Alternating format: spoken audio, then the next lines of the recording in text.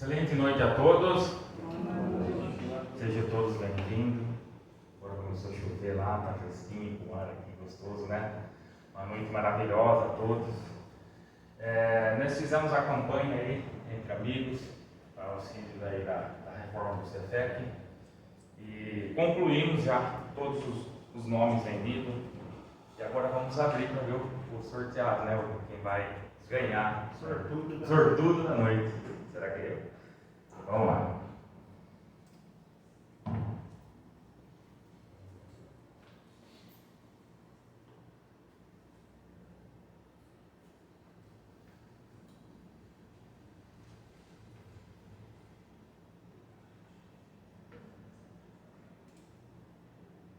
Valquíria.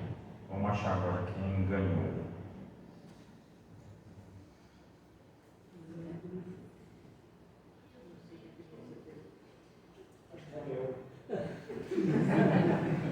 É meu? Porque tá bonita a cesta, né?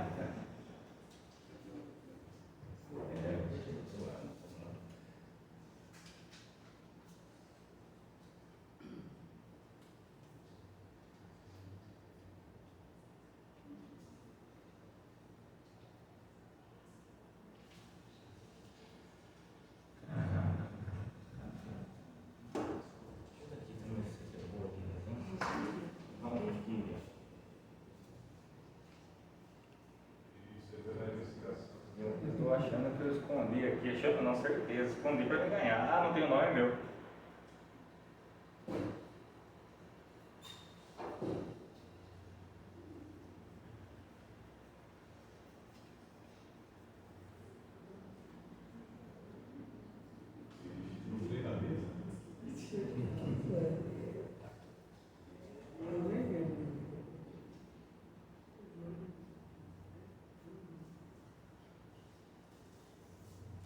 A Neuza Terezinha de Jesus. Tereza de Jesus ganhou.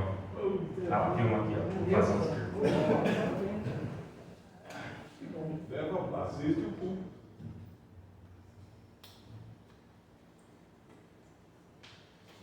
Queria tanto que eu pulei o nome dela, tá vendo? Pegou ele, Ana. Dá uma filmada na sexta lá.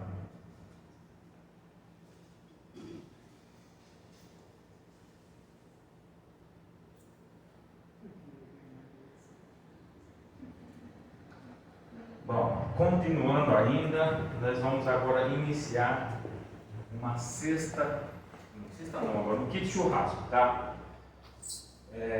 Para finalizar o ano, para a gente levantar um pouco mais de dinheiro, está faltando muito para nós terminarmos aqui. O valor é o mesmo, R$10, são o mesmo nome, tá? A quantidade de nome. Por enquanto, temos uma luva térmica. Vamos marcar Valquíria, né? Valquíria naquela ali. Uma luva térmica, eu comprei uma, testei, funciona muito bem, funcionava. Ó, uma tábua de frios, já vem com uma faca. Tábua de carne de vidro temperado.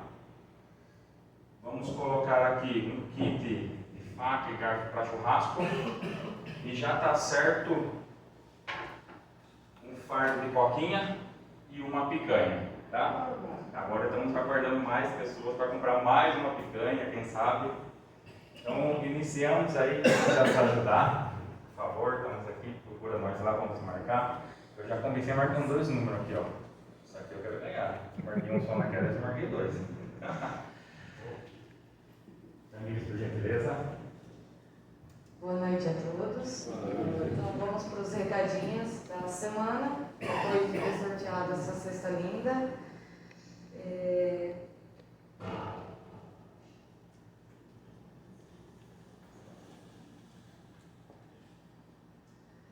De sábado nós temos o programa Caminho da Luz na Rádio Piratininga, das 8 às 9 da manhã. Estão alguns dos convidados, tá? É transmitido tanto pela rádio quanto pela página do Facebook, do CEFEC do CEFEC e da rádio, né, Anderson? Isso. Nós estamos com evangelização infantil Para mais informações, nós temos ali no mural os dias para cada determinada idade, tá? Nós também estamos fazendo o estudo do Livro dos Espíritos, toda quinta-feira, a partir das 8 horas da noite, das 8 às 9. É um convite para que todos venham, porque não tem começo, meio e fim para entrar no curso, tá? Esse seminário vai acontecer no dia 2 de março sobre mediunidade, com o Norberto lá de Bauru. É muito importante para quem tem curiosidade sobre o tema, quem quer começar a estudar um pouco mais, aqueles que já estão atuando para poder ver algo de novo.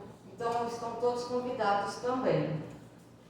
Amigos, é bom lembrar que nós queremos fazer as inscrições do curso, tá, do seminário. Que após o seminário, no intervalo do tempo, nós fazemos um lanchinho. E esse daí é para calcular o que vamos comprar no lanchinho, tá? Então, quem for aí pode deixar o nome. É só para não ter desperdício na hora de comprar os lanchinhos.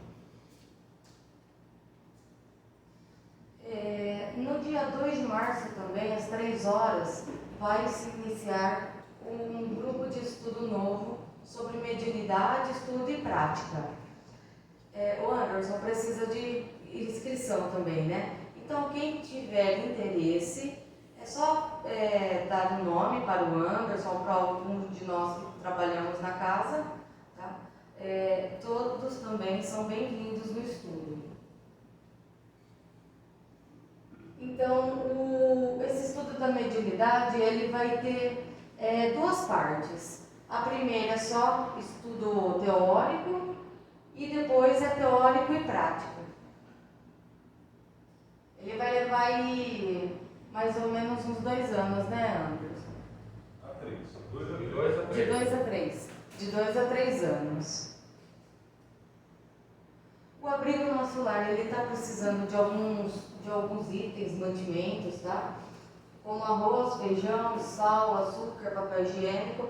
Nós somos pontos de coleta, então se alguém quiser e puder contribuir, pode trazer para nós.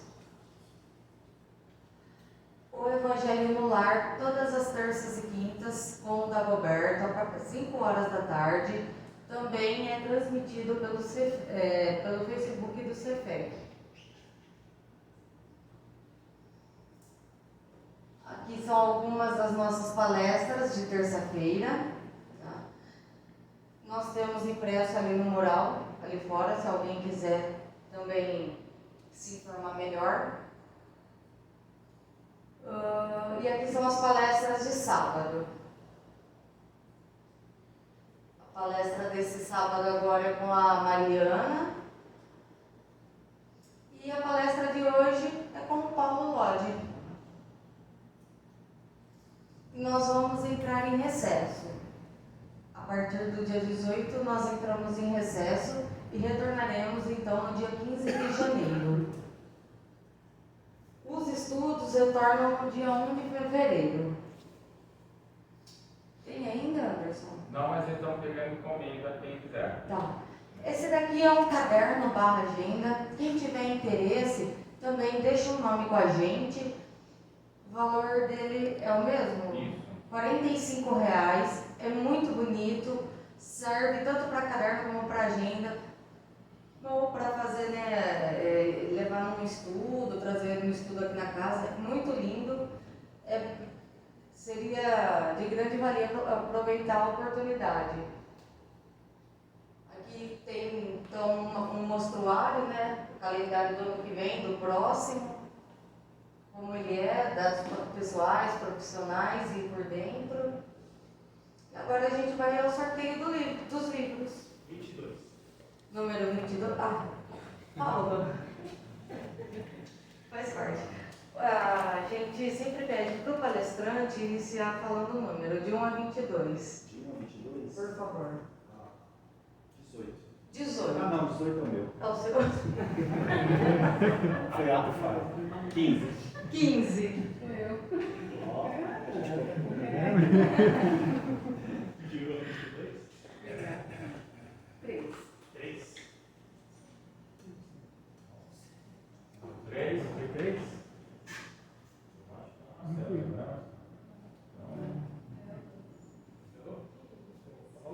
10. 10. Gato amigos. Pode deixar com ele? Pode deixar. Então, 3 números. 16. 16 sou eu.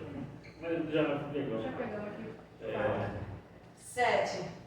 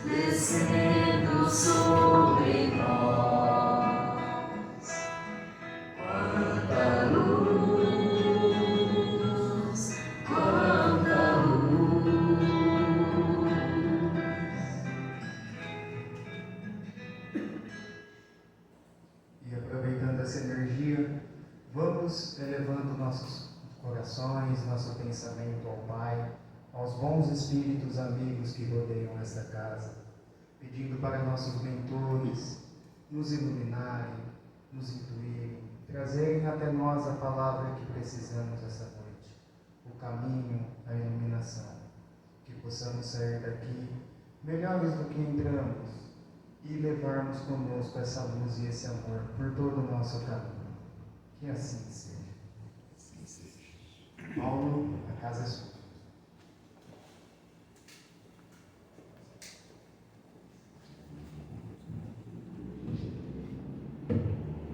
Boa noite, pessoal.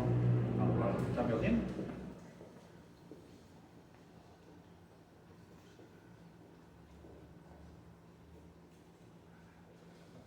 Oi, boa noite. Boa noite. Sempre uma alegria falar de temas tão interessantes, tema muito oportuno, árido para todos nós, sobre o perdão. Eu sei que não é o caso de vocês aqui, mas certamente vocês conhecem alguém que está precisando perdoar. Então eu costumo dizer sempre que o perdão, ele não é um problema muito grande para todos nós. Vocês vão entender por quê. O problema do perdão está num fato muito simples. Então, eu vou resumir a minha palestra aqui. É só você não se magoar. Tchau, boa noite. Percebem qual é a dificuldade do perdão? Porque uma vez instalada a mágoa, aí eu tenho que lidar com a temática do perdão. Então, qual seria a solução ideal? Não nos magoarmos. Vocês acham que Jesus, em algum momento, ele se magoou conosco? Quando ele esteve por aqui? Será que Jesus precisava nos perdoar? Será que Deus precisa nos perdoar? Então por que nós dizemos na prece do Pai Nosso para que Deus nos perdoe? É porque esse perdão da prece, ele não é no sentido humano, é no sentido filosófico. Quando nós pedimos a Deus que nos perdoe, nós estamos pedindo a Deus que nos dê uma nova oportunidade, porque nós ainda erramos. Nós ainda ferimos, porque nós ainda magoamos. Tá? Então a minha fala hoje é no sentido de fazermos a reflexão sobre os diferentes níveis aos quais nós ainda estamos presos. Então, essa é uma classificação minha. Tá? Então eu diria que o primeiro nível nosso é exatamente o nível da incompreensão. Ou seja, nós ainda não sabemos lidar com essa temática do amor ao próximo. Nós ainda não sabemos lidar com as nossas dificuldades. Então, esse nível da incompreensão, como é que ele funciona? A pessoa vem, fala algo, faz algo, e o que acontece conosco? Nos ofendemos. Não é assim? E aí nós somos tomados por uma emoção, a raiva. E a raiva, ela é uma emoção básica. Todos nós sentimos raiva. E criou-se, infelizmente, no movimento espírita que nós espíritas não podemos ter emoções. Não podemos sentir mágoa, não podemos sentir raiva, não podemos ficar tristes, enfim, só temos que ser alegres, né? E aí a gente fica sofrendo porque a gente não consegue lidar muito bem com essa temática. Então veja, alguém fala, faz alguma coisa, isso nos ofende, ficamos com raiva. E a raiva é uma emoção natural que todos temos, né? Mas se a gente não olhar essa raiva, ela evolui para a mágoa. E agora nós temos o sentimento. Por quê? Porque essa raiva, ela foi ganhando espaço, nós fomos pensando, deixa, uma hora você me paga. Mas por que você fez isso? Mas olha lá o que aconteceu. E aí, nós ficamos numa situação complicada, porque se nós somos espíritas, nós não podemos sentir mágoa. Não podemos ficar de mal do nosso irmão. Porque nós somos cobrados dentro da casa espírita e no movimento espírita. Não sei se acontece com vocês, né? Mas às vezes a pessoa fala assim, mas você, meu irmão, você é espírita, né? Sim, mas antes de sermos espíritas, nós somos humanos. Nós somos criaturas biológicas. Então nós podemos sim ficar magoados. Mas se nós não olhamos a mágoa evolui. Né? A mágoa evolui e vai para o rancor. E o rancor evolui e vai para o ódio. E o ódio ele é frio. E o ódio ele gera um negócio na gente que é um sentimento de vingança. E aí nesse sentimento de vingança, a gente confunde vingança com justiça. E aí nós que somos espíritas passamos até a evocar o nome de Deus para fazer vingança em nosso nome. Né? E aí se torna um círculo vicioso, porque nós ficamos presos ali nessa coisa do ódio, da vingança, e a vingança ela pode se expressar de várias formas, na calúnia, na fofoca. Eu passo a diminuir o meu irmão, eu passo a falar mal do outro. Vocês percebem que nessa hora nós ficamos refém do outro? A gente não tira o outro da cabeça, e a gente começa a dar muito poder para outra pessoa, e aí nós passamos a vibrar nessa frequência do rancor, da vingança, né? Isso se torna um círculo vicioso, tá? E isso acontece conosco exatamente por essa incompreensão, porque a nossa visão ela é ainda está muito presa a um atavismo religioso. A nossa visão a gente confunde justiça com vingança, tá? A nossa visão está muito presa ainda àquela coisa do olho por olho, dente por dente. Porque a gente tem dificuldade de soltar a mágoa. E a gente precisa compreender melhor essa questão. Tá? Então esse primeiro nível do qual nós estamos falando é exatamente esse nível da incompreensão. Então se eu fico preso no ódio, no desejo de vingança, na calúnia, na fofoca, na diminuição do outro, isso vira um círculo vicioso. E a gente fica preso nessa monoideia, nessa obsessão. E aí, claro, nós vamos encontrar sintonia com espíritos que gostam que nós fiquemos presos ali. Isso nos leva para o ressentimento. Como a própria palavra diz, o que é ressentimento? É sentir novamente, mas de um jeito ruim. Porque eu fico lembrando da ofensa, eu fico lembrando da calúnia, eu fico lembrando do que foi feito, do ato em si, e aquilo dói o meu estômago. Dói a minha cabeça, porque eu vivo de novo aquilo. Então o que é o ressentimento? O ressentir é o lembrar daquela ofensa, né? É a recordação da afronta, mas com desejo secreto de vingança. Né? Então no adágio popular, como a Joana Diante diz, a gente toma veneno e quer que o outro morra. Mas a gente passa a envenenar a nossa alma e a gente fica preso no ressentimento. Sempre lembrando da afronta, sempre lembrando do que aconteceu, mas sofrendo, e a nossa saúde, ela vai se depreciando. E nesse sentido, eu gosto de trazer uma fala do Rossandro Klinger, que ele diz o seguinte, o ressentimento é muito parecido com um negócio assim. Imagina que a pessoa, ela vomitou em você. Ela vomitou em cima de você. Aí você pega e compra um Tupperware. Sabe o que é o Tupperware? Mais conhecido como pote. Pote de plástico. Aí você pega e recolhe o vômito da pessoa e guarda. De vez em quando você vai lá e cheira. Isso é o ressentimento. É ruim essa figura, não é? Dá nojo. Credo, coisa horrível. Imagina um vômito guardado por um tempo.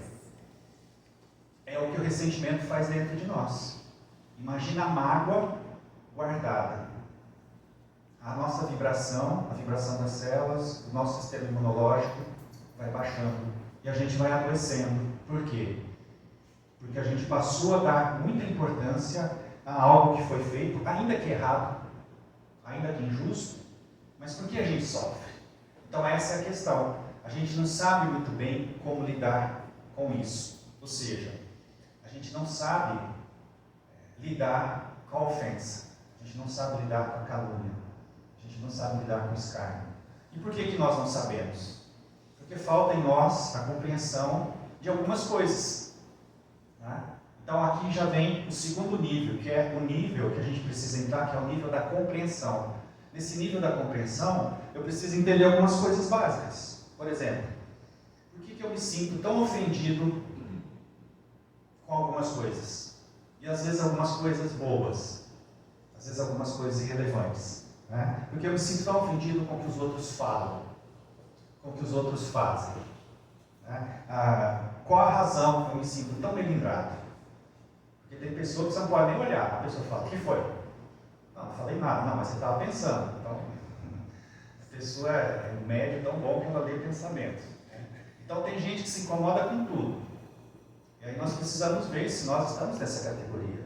Por que nós nos ofendemos tão facilmente? Por que somos tão sensíveis? O que está por trás disso? Né? Então, é possível que eu me magoe menos? É possível que eu me melindre menos? Qual é o segredo disso? É o Evangelho? Porque o capítulo 10 do Evangelho, eu tenho certeza que todo mundo já leu, já fez o Evangelho no lar, já fez palestra, já viu palestra, todo mundo sabe de cor. Bem-aventurados, misericordiosos, e todo mundo sabe, teoricamente, sobre o perdão. Mas qual é o problema da prática do perdão? Por que a gente tem dificuldade em relação ao perdão? Nós temos dificuldade porque nós precisamos entender qual é o papel do outro na nossa vida. Por que nós nos magoamos? Porque alguém falou ou fez alguma coisa. Mas se esse alguém não existisse, a vida não seria melhor? O que vocês acham? A gente precisa do outro para evoluir, não precisa? Então o outro, ele tem um papel na nossa vida, não tem? Qual que é? Alguém falar, encher o saco, a paciência, tirar a paciência. Não. O outro mostra exatamente a nossa dificuldade.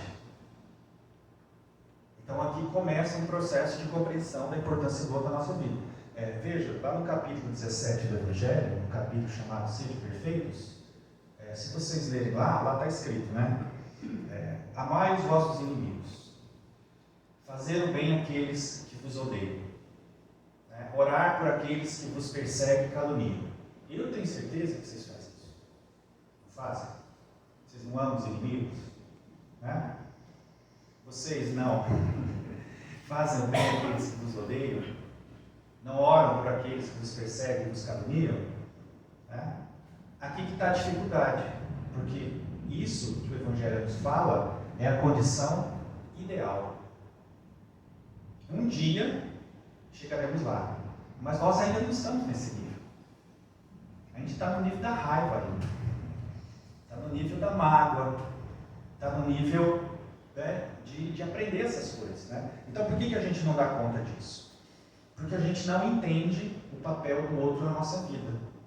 É muito comum de nós apontar o dedo. Por que minha vida está uma bagunça? Por causa do outro. Por que eu estou sofrendo? Por causa do outro. Quem é o culpado do meu sofrimento? Fulano, Beltrano, governo, sei lá o quê. Então, a gente costuma olhar essas coisas dessa maneira. Nós deveríamos primeiro fazer uma reflexão no sentido: qual é o convite que tem aqui para mim? Por que esse outro, esse anjo que Deus colocou na minha vida, né, tira tanta minha paz, tira tanto o meu sossego? Aí a gente começa a entender algumas coisas relacionadas a isso. Né? Então, todo relacionamento com o outro, né, vai apresentar para nós algum tipo de projeção de sombra. Ou seja, a presença do outro, de alguma maneira, nos afeta. assim também como a nossa presença afeta o outro. Então é uma constante troca, mas a gente não sabe fazer muito bem essa troca, porque a gente quer ser atendido, a gente quer que seja do nosso jeito, a gente quer de um jeito e que as pessoas sejam assim ou assado. E quando isso não acontece, nós estamos de mal, a gente briga, tá? E até na casa espírita, onde a gente deveria se amar. Então, existe sempre uma projeção de sombra. O que é projeção de sombra, Paulo? O que é sombra? Sombra é aquele nosso lado B, nosso lado negativo, nosso lado inferior. Tá? Vou dar um exemplo que vocês vão entender. No centro espírita, quando a gente chega para algum trabalho, algum estudo, como é que a gente se comporta? Olá, irmão, boa noite, seja bem-vindo, paz de Cristo. Tá? Olha e fala assim, a esposa olha e fala, lá em casa não é bem assim, né? Por quê? A gente veste uma persona para agradar. A gente gosta de mostrar o nosso lado bom, as nossas qualidades, aquilo que é socialmente aceito. Não é assim? Mas a nossa parte ruim está lá na sombra. A gente deixa escondido, porque a gente não quer mostrar o nosso lado ruim, não é assim? Quando chega uma visita em casa, como é que a gente trata? Entra, não repara a bagunça, quer um cafezinho, quer uma água, e a gente trata a visita melhor do que o nosso familiar às vezes, não é? Então, essa é a nossa persona, ou seja, o nosso lado de querer mostrar o nosso lado bom. Mas nós temos o nosso lado ruim, nós temos as nossas encrencas. E aí, quando a gente encontra alguém que mostra muito abertamente aquilo que a gente quer esconder, a gente fica irritado com a pessoa. Sabe aquela coisa que a gente fala assim, não bateu, o santo não bateu. Mas sabe, quando tem alguém que encrenca com a gente, pode ter certeza que o conteúdo daquela pessoa a gente tem. Tá? Veja, não é que a gente fique indignado, é quando me incomoda muito, a ponto de eu ir no Facebook fazer textão, a ponto de eu ficar no WhatsApp lá falando daquela pessoa, daquela situação. Então isso é projeção de sombra. Quando alguém faz alguma coisa e me incomoda muito, eu fico irritado com aquela pessoa. Mas não somente isso, quando nós não somos atendidos nos nossos desejos, quando alguém nos importuna, quando alguém nos tira do sério, e a gente tem necessidade do controle. E como a gente não controla certas coisas, nós ficamos irritados. Então a gente tem que começar a perceber qual é o convite que o outro faz para a gente. Tá? Nesse sentido, o próprio Jung vai falar, né? Tudo aquilo que nos irrita muito nos outros pode trazer uma melhor compreensão de nós mesmos. Observe, por que a gente fica tão irritado com o outro? O que essa pessoa tem? Porque o outro, ele pode ser doido, pode ser desequilibrado, pode ser inferior. Se eu estou bem, isso não me desequilibra. Concorda? Ou acaso vocês viram Jesus em algum momento ficar desequilibrado pela inferioridade dos outros? Mesmo diante da traição, ele estava sereno, tranquilo. Por quê? Porque era um espírito evoluído, puro, um espírito divino. Agora nós nos desequilibramos muito facilmente. Tá? E aí o Jung vai nos propor assim: você já pensou por que você odeia tanto determinada pessoa, ou determinada atitude, ou você não concorda com a ideia política de alguém? Por que isso te irrita tanto? Né? É porque provavelmente tem algo dentro de você muito parecido com aquilo. E a gente fica desequilibrado. E o Freud vai dizer isso, né?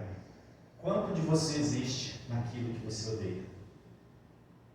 Porque, veja, tinha um poeta chamado Hermann Hesse, ele era muito amigo do Carl Gustav Jung. E eles trocavam confidências, né? E compartilhavam as mesmas ideias. Então ele vai dizer o seguinte, né? Se você odeia alguém, é porque você odeia nessa pessoa alguma coisa que faz parte de você. Aquilo que não faz parte de nós, né, não nos perturba. Então, se alguém nos incomoda muito, é porque está mexendo em algo dentro de mim. E aí, olha que interessante, eu tenho que olhar para isso, eu tenho que olhar para dentro. Eu tenho que olhar por que isso me desequilibra tanto. Eu tenho que olhar por que isso faz barulho dentro de mim. E não apontar o dedo. Fulano é isso, fulano é aquilo. Ok, a pessoa pode ser isso, não tem problema. Mas por que eu fico desequilibrado? Por que eu fico nervoso? Por que eu fico tenso? Por que eu fico magoado? E aí nós precisamos olhar vários aspectos. E se a gente começa a compreender que o outro ele só chega para curar o que está enfermo dentro de nós, a gente tem uma nova perspectiva. A gente começa a entender melhor esse negócio de amor ao próximo. Porque a gente não vai amar o próximo por decreto. E é geralmente o que a gente tem feito. A gente está tentando amar o próximo, tá? Da seguinte maneira: e não deu, próximo. É assim que a gente está entendendo esse negócio de amar o próximo. E não, esse aqui não deu, não, esse próximo. E não é isso. Então a gente precisa começar a olhar para essas questões e nos conhecermos, de saber por que a gente fica tão irritado quando o outro nos faz alguma coisa. Por quê? Porque a raiz do perdão está na mágoa. Isso é fácil de entender. Se eu não me magoo, eu não preciso perdoar. Concorda? Mas o problema é esse, é eu não me magoar. Porque nós somos muito frágeis, somos muito sensíveis, somos melindrosos. De onde que vem o melindre? Do orgulho. Então, quando nós não sabemos quem nós somos, nós ficamos muito suscetíveis. E olha que interessante, quando nós estudamos orgulho, lá em Obras Póstumas, Kardec tem um livro, nesse livro tem um capítulo que fala sobre orgulho e egoísmo. Sugira a leitura. E ele vai falar: o orgulho só surge como uma cascadura para tentar encobrir a nossa extrema fragilidade. Na verdade, o nosso completo de inferioridade. Então, só há desejo de ser maior quando eu me sinto menor. Então, quando alguém fala ou faz alguma coisa e me fere, tocou no meu completo de inferioridade. Porque se eu sou de fato uma pessoa bem equilibrada, o que o outro faz não me atinge. E eu permaneço em paz, então, bem tranquilo, vibrando amor, vibrando harmonia. Tem um exemplo muito interessante do Chico, mas antes de falar do Chico, vamos pensar assim, imaginem que nós somos como se fosse um aquário, sem peixe, só água. Imagine um aquário, só água. Então aquela água bem pura, bem cristalina. Mas lá no fundo do aquário tem lá 1 milímetro de lodo. Tá? Aí o outro vem, é como se o outro fosse uma varinha. Aí ele pega e cutuca naquele lodo. O que acontece com a água? Ela surge. É quando nós somos tomados pela raiva. É quando nós ficamos possessos. É quando a gente fala: por que você acha que você está falando? Aí veio à tona o nosso complexo de superioridade, a nossa raiva, a nossa frustração, ou seja, toda aquela pose de: ah, irmão, Pai de Cristo, sumiu. Por quê? Porque a gente está tentando, mas ainda não chegamos lá. Então nós ficamos presos nisso. E olha que interessante, então quando o outro vem com a varinha e cutuca nesse lodo e suja a água, é o momento da gente se conhecer. É o momento da gente olhar e perguntar: por que doeu aqui? Onde foi que eu fui tocado? Onde foi que isso aqui mexeu dentro de mim para sujar, para me contaminar dessa maneira? O Chico tem uma história interessante. Certa vez ele psicografou uma carta de um filho para uma mãe, e a mãe pegou a carta e: isso aqui não é meu filho. E olhou para o Chico e deu uma cuspida na cara dele. E o Chico pegou o lenço, irritado, obviamente, que não é todo dia que cospe na nossa cara, e foi enxugar, quando o Emmanuel lhe disse: quando alguém lhe cuspir na cara, agradeça. Que mentor é esse, meu Deus, que fala um negócio desse? Vocês já levaram a cuspida na cara? Então, quando levarem, agradeça. Mas nós não podemos levar para o lado literal, ou seja, ao pé da letra. O que Emmanuel está querendo dizer é metafórico, ou seja, o que o Emmanuel quis dizer com isso para o Chico? A resposta disso está numa história mais antiga, com Siddhartha Gautama, o Buda. Conta-se que certa vez Buda estava pregando com seus discípulos e de repente um discípulo lá olhou para o Buda, levantou, não gostou do que ele falou, foi lá e cuspiu na cara do Buda. E o discípulo mais próximo a Buda foi lá e repreendeu, obviamente, aquele rapaz. E o Buda disse: então está tudo bem, eu vou lá assistir no Netflix, depois eu volto. Tá? E saiu. Tá? E no outro dia voltou para falar aos seus discípulos. E aquele rapaz estava lá, e ele, envergonhado, voltou-se para Buda e disse: mestre, me perdoa, eu não sei o que aconteceu. Eu fui tomado pelo espírito obsessor. Porque a gente não quer assumir a responsabilidade, a gente põe a culpa no espírito. Né? Brincadeira, ele não falou isso. Mas disse: eu não sei o que me deu, eu fiquei irritado e eu cuspi em você. E o Buda disse: tudo bem, meu, não tem problema, eu lhe agradeço. Aqui está a resposta. Porque quando você cuspiu na minha cara, eu fui tomado por emoções e sentimentos que eu não sabia que eu tinha. E que eu achava que estavam sob controle. Muito obrigado. Então eu saí, fui meditar, eu estou pensando sobre esses sentimentos e essas emoções que eu fui tomado. Não está mais aqui aquele homem de ontem, assim como não está mais aqui aquele que me cuspiu na cara. E foi isso que Emmanuel quis dizer para o Chico. Quando alguém lhe fizer um ato impensado, de extrema gravidade, de má educação, e você sentir raiva, com vontade de fazer um carinho no pescoço da pessoa, com vontade de dar um aplauso na orelha da pessoa, você respira fundo e lembra do poeta baiano que um dia escreveu: segura o tchan, amarra o tchan. Respira fundo. Tá? Então a afirmação é essa: onde eu sou tocado quando alguém me ofende? Onde eu sou tocado quando alguém me insulta?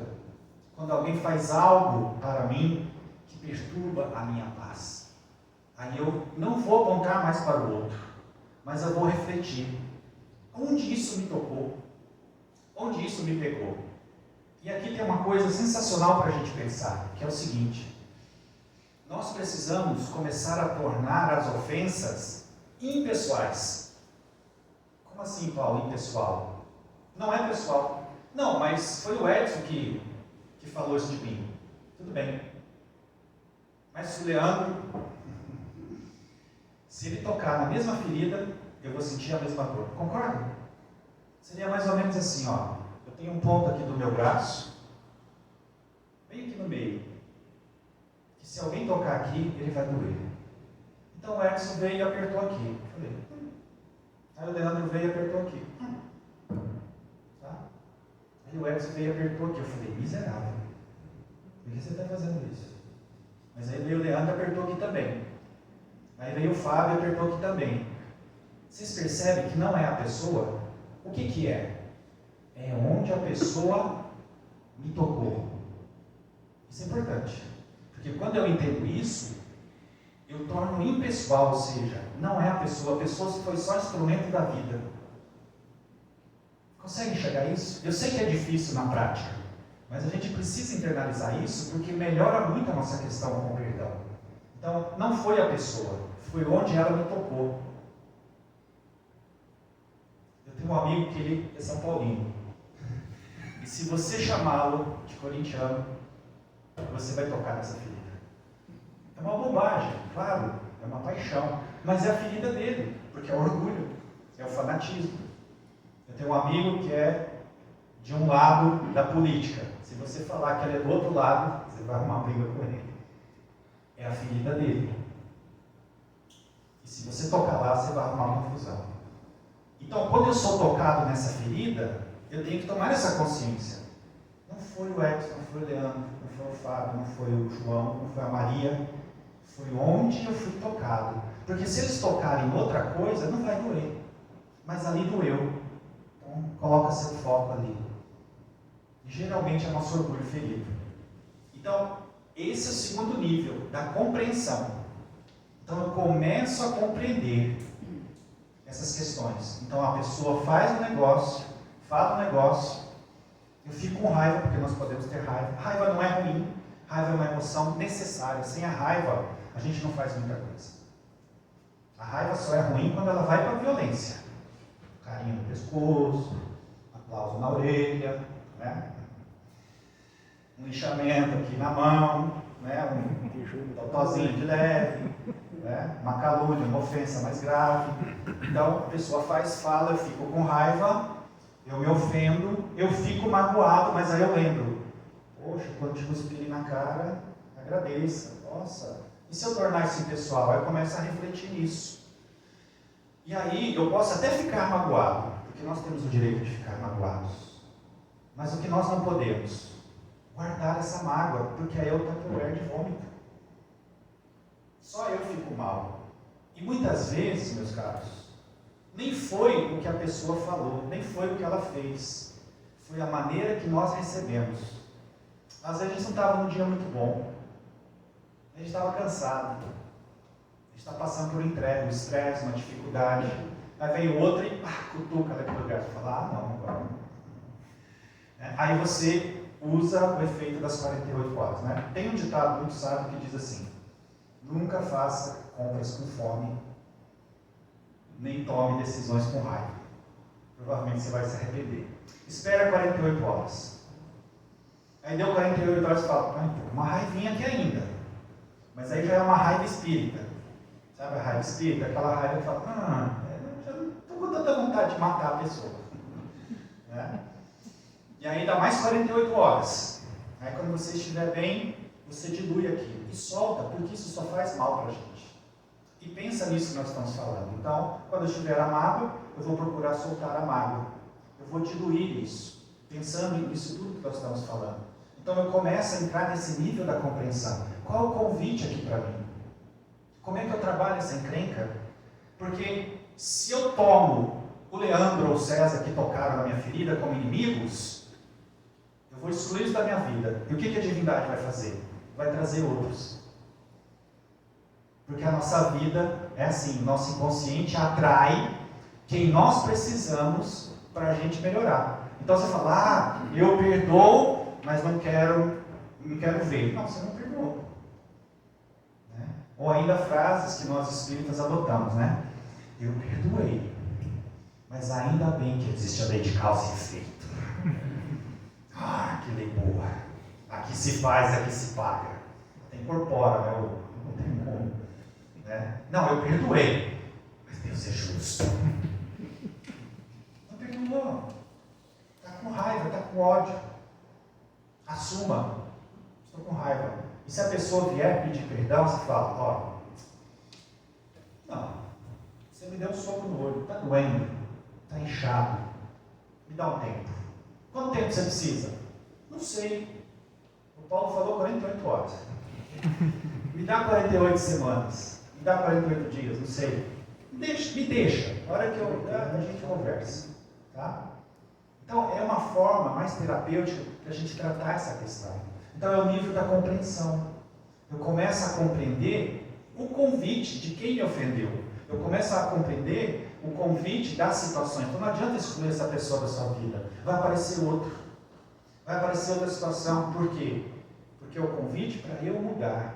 Para que eu perceba dentro de mim por que essa ferida dói tanto. Que ferida é essa? É a ferida do abandono? É a ferida da rejeição? É a ferida da humilhação? É a ferida da traição? É da injustiça? É da impotência? Nós temos essas feridas. São feridas psicológicas. E quando alguém é injusto com a gente, tocou na nossa ferida da justiça. Quando alguém é ingrato com a gente é tocado na ferida da justiça. Quando alguém faz algo contra nós, toca a nossa ferida da traição. Quando alguém nos deixa, não quer mais a nossa amizade, ou não quer mais compartilhar a vida afetiva conosco, toca na nossa ferida do abandono, da rejeição. E às vezes eu sofro por um término de relacionamento. Mas eu não estou sofrendo pela pessoa. Porque às vezes você nem ama mais a pessoa. Você está sofrendo porque foi abandonado. E aí vem aquele odinho, aquela raiva espírita da pessoa. Por que ela fez isso comigo? Não é o que o outro fez contigo. É o que você vai fazer com isso. Né? E a gente começa a compreender melhor. Veja, não estou desfazendo da dor de ninguém. A dor é legítima. Tá? Mas o sofrimento aí, ele está nas nossas mãos. Eu vou sofrer muito, eu vou sofrer pouco. Tá? E às vezes a gente sofre muito porque não sabe lidar com essas temáticas. Mas aí a gente vai aprendendo. Qual o convite tem aqui para mim? Então eu vou soltando essas coisas. Então esse é o nível da compreensão. Eu vou compreendendo melhor essas questões. Até que um dia eu chego lá na frente, tá? No nível da libertação. E o nível da libertação é exatamente isso que nós estamos falando, né? Compreendendo essas questões, eu começo a entender melhor que no primeiro momento eu não sei lidar muito bem com a ofensa, com a mágoa e, portanto, com o perdão. Daí eu começo a refletir nessas questões, começo a compreender melhor, e aí chega-se um dia, que talvez não seja nessa vida, não se iluda, tá? Da libertação. O que é esse nível da libertação? É aquilo que eu falei no início da palestra, tá? A pessoa fala, faz alguma coisa, e eu não me ofendo. Então, por isso que eu disse, na minha primeira fala aqui, o perdão é algo extremamente simples, não é? É só você não se magoar. Eu falei que é simples, não falei que é fácil. Então o perdão é algo extremamente simples. É só você não se magoar. Porque se você não se magoa, você vai precisar perdoar. Mas é muito difícil por quê? Porque nós frequentemente nos magoamos. Então o problema do perdão é não nos magoarmos. Mas se nos magoamos, aí nós precisamos trabalhar o perdão. E a questão do perdão está relacionada a isso. Qual o convite tem aqui para mim? Por que isso me pegou? Onde que enroscou dentro de mim? Né? Onde que está pegando essa questão? E aí eu vou me conhecendo. E esse é o nosso objetivo aqui na Terra. A doutrina espírita vem para nos mostrar que nós precisamos nos transformar moralmente. Não é para ficar apontando o dedo para o outro. O outro é inferior, mas nós também somos. Então, por que Deus faz a vida em sociedade e faz que nós nos relacionemos uns com os outros? Exatamente para que nós sejamos tocados naquilo que nós precisamos melhorar. Então, Jesus ele fez do perdão, né, um dever moral. E olha que interessante. Vocês lembram do caso da adúltera que está lá no capítulo 10 do Evangelho? Quando levaram a adúltera para ser apedrejada, Amélia Rodrigues vai nos dizer o seguinte: aquela mulher, ela se casou, mas o seu marido a abandonou. Ele não tinha cumplicidade, ele não tinha amizade, não tinha respeito por ela. E frequentemente ele ia para as baladas, para o boteco, tomar uma pinga, uma cachaça, e deixava a mulher abandonada. E essa mulher foi abandonada efetivamente. E na carência dela, um Dom Juan se aproximou, percebeu e ela caiu na conversa dele. E eis que o marido a pegou em adultério e a levou para a praça para ser apedrejada. E conta-nos Amélia Rodrigues que quando ela estava lá nesse contexto para ser apedrejada, Jesus escrevendo ali na areia, então, ele olha mentalmente para o marido da mulher e diz: como te atreves? Logo tu, que és o verdadeiro adúltero, logo tu que abandonou a tua esposa e não cumpriu os teus deveres com ela, porque adulterar não é trair fisicamente, é deixar de cumprir o seu papel como amigo, como companheiro, da amizade e do respeito. E o homem largou a pedra.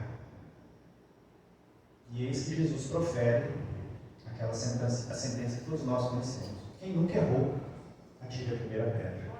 E todos... Desculpa, acionou aqui o celular. Então, quem nunca errou o celular falou: nunca errei. E aí todos foram saindo. E eis que a mulher adúltera ficou ali esperando a advertência de Jesus, porque ele era o mestre. Isso é muito interessante, porque todos nós, quando cometemos um erro, ficamos esperando uma sentença. A culpa faz com que nós geremos para nós sofrimentos voluntários, quando não deveríamos. Então a mulher se aproxima de Jesus E Jesus olha para ela e diz: mulher, onde estão os teus acusadores? Ninguém te culpou? Muito menos eu. Vá e não peques mais. Aqui tem uma coisa muito interessante, porque Jesus dá o exemplo da reeducação. O que ele está dizendo para aquela mulher? Ninguém te condenou? Eu também não. Mas o que você fez está errado. E se você continuar fazendo errado, uma hora vai dar muito errado. Porque eu não vou estar por perto, aí você vai levar uma pedrada na cabeça. Então veja que interessante. Quando alguém errar conosco, olha, não estou de acordo com o que você fez. Você fez está errado, mas você é meu irmão, você é minha esposa, meu marido, meu filho, está tudo bem. Se posiciona. Então perdoar não é ser conivente com a coisa errada. E nós espíritas cometemos esse erro, a pretexto de caridade. Então existe um limite muito tênue entre a caridade e a conivência. Nós precisamos prestar atenção nisso. A pretexto de caridade, muitas vezes podemos ser coniventes com o nosso familiar, com o nosso filho, com os nossos entes queridos. Então veja, perdão é um processo. Nós temos que entender toda essa dinâmica. Não precisamos ser intelectualizados, mas entender minimamente essas questões para que a gente sofra menos. Se erramos, vamos pedir perdão. Tá? Se o outro não nos perdoar, problema dele. Tá? Porque o perdão não é para a gente ficar bem com o outro. Questão 621 do Livro dos Espíritos. Onde está escrita a lei de Deus? Resposta: na consciência. Então, o perdão é a gente dizer para Deus, como no Pai Nosso: me dá uma outra oportunidade, porque eu ainda sou falho. Então, quando eu chego para alguém que eu magoei, que eu feri, que eu errei, peço perdão, e essa pessoa não me perdoa, ok.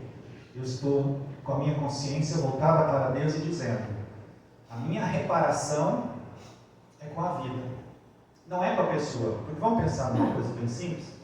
Imagina que a gente fez algo muito grave para alguém. Aí essa pessoa nos perdoou e ela morreu. Aí eu falo: meu Deus, agora eu preciso reparar com ela. Não, mas ela já morreu. Você vai reparar com quem? Vocês percebem que não é com a pessoa, é com a nossa consciência. Então, se eu errei, peço perdão. Se a pessoa não me perdoa, ok. Agora, se fizeram algo conosco e nos pedem perdão, eu vou olhar a minha temática. Olha, ainda não consigo. Ainda estou magoado, ainda estou ferido, ainda estou digerindo. E o Kardec vai falar isso: o perdão é um processo. Comece não desejando mal para a pessoa. Capítulo 10 do Evangelho. Depois, no segundo momento, se possível, aí sim, ore pela pessoa. Se possível, faça o bem por aquela pessoa, ou faça o bem, simplesmente. Tá? Então, essa dinâmica do processo é muito interessante. Né? Então, nesse contexto, a gente vai compreendendo que em determinadas situações nós estaremos no nível da incompreensão, agiremos com instinto, com raiva. Em outras situações, nós procuraremos compreender melhor o convite para a gente. E em determinadas situações, nós nem nos ofenderemos. Percebe que essa dinâmica ela ocorre na nossa vida? Por quê? Porque depende muito de onde a pessoa nos tocou. Depende muito da ofensa. Depende muito do que foi falado. Depende muito do momento da nossa vida. E aí, a depender de como nós estamos, nós vamos receber essas situações de um jeito. Podem fazer uma avaliação mental de vocês. Tem certas coisas que não pegam vocês. E às vezes a pessoa fala: você me perdoa? Você fala: não, mas eu não fiquei magoado. E de fato não ficou. Mas tem outras situações que a pessoa nos feriu, a gente. Então aí que a gente tem que olhar: por que está doendo tanto? E aí a pessoa chega e fala: me perdoa, irmão. E fala: imagina, eu nem fiquei magoado. Ficou, a pessoa está vermelha de ódio. Né? Então fale: não dou conta, ainda não consigo te perdoar. Mas calma, eu vou pensar sobre isso. Eu vou refletir. Eu vi a palestra do Paulo lá no centro. Quem sabe, né, eu encontro alguma luz ali. Então, essas são pequenas reflexões, obviamente, para a gente pensar e refletir. E sempre lembrar, né, desse perdão que Jesus nos ensinou, que todos nós erramos, todos nós somos seres que estamos aprendendo, Então, da mesma maneira que nós pedimos a Deus na oração dominical, né, para que Deus nos perdoe, com qual condição nós pedimos isso a Deus? Da mesma maneira que nós perdoamos a quem tem nos ofendido. Tá? Eu sei que às vezes a gente não consegue fazer isso, mas está tudo bem. Também não é motivo para a gente se descabelar. Mas é importante que a gente pense e reflita nessas questões para que a gente comece a trabalhar melhor essa questão da ofensa, da mágoa e do perdão. Então é isso, meus irmãos. Muito obrigado pelo carinho, pela atenção, paciência de vocês. E Jesus nos abençoe. Presta atenção. Sim.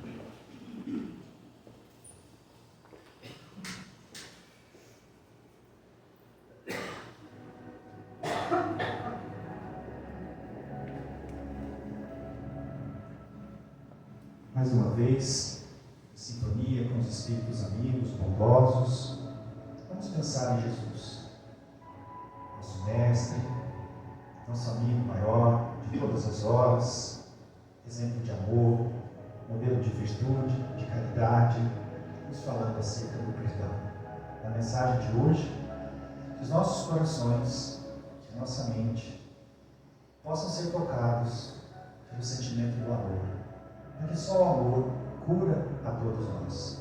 Somos aprendizes do amor e nesse aprendizado temos sofrido diante das nossas dificuldades interiores, da nossa pequenez, do nosso orgulho. É um processo. E cada vez mais nós rogamos a Jesus, a espiritualidade amiga, que continue abençoando as nossas vidas, que continue nos concedendo força e coragem para o enfrentamento das nossas dificuldades. Jesus abençoe e proteja a todos nós, nossos entes queridos, nossos amigos, nossos irmãos, nossos familiares, que os espíritos protetores dessa casa possam amparar a cada um de nós, possam iluminar a nossa mente, o nosso coração, e agradecemos a Deus, a Jesus, pela bênção da vida, o aprendizado constante, para que possamos nos conhecer, para que possamos nessa temática iluminar cada vez mais a nossa mente no Consolador prometido, na promessa de trazer esclarecimento de tudo, mas principalmente de iluminar, de acalmar o nosso coração, para que possamos sair dessa vida um pouco melhores do que quando aqui chegamos. Obrigado, Senhor, que o amor, por acréscimo de misericórdia, abençoe a todos nós, hoje e sempre.